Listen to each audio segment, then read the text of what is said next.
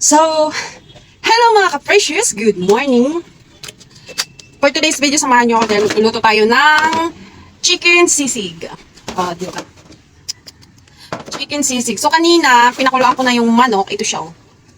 Ito siya mga ka-precious. So, ayan mga ka-precious yung manok kanina. Pinakuluan ko na siya, tapos tinanggalan ko na ng buto. Bali, ito yung buto niya. Inihiwa-hiwa ko na din siya ng maliliit. Para pagluto na lang yung, natin, gagawin. Diba? Masarap yan.